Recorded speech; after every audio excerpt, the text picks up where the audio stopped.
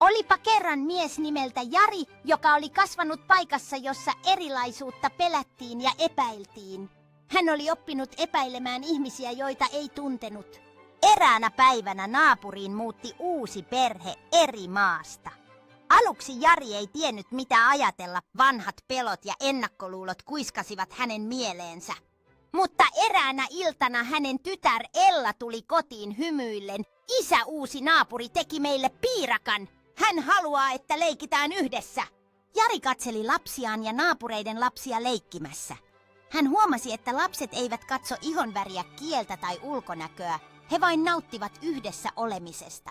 Pikkuhiljaa Jari alkoi puhua naapureiden kanssa. Hän huomasi, että he olivat aivan tavallisia ihmisiä, ystävällisiä, huumorintajuisia ja valmiita auttamaan. Hänen vanhat pelkonsa alkoivat haihtua. Jari oppi enemmän kuin pelko tai viha, ystävällisyys ja ymmärrys muuttavat maailmaa. Pikkuhiljaa Jari alkoi puhua naapureiden kanssa.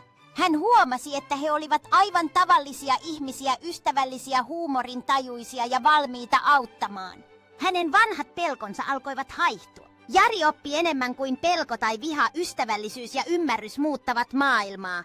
Hänestä tuli avoimempi ja lempeämpi ihminen ja pienillä teoilla, hymyilemällä, kuuntelemalla ja auttamalla hän vaikutti monien elämään positiivisesti. Opetus!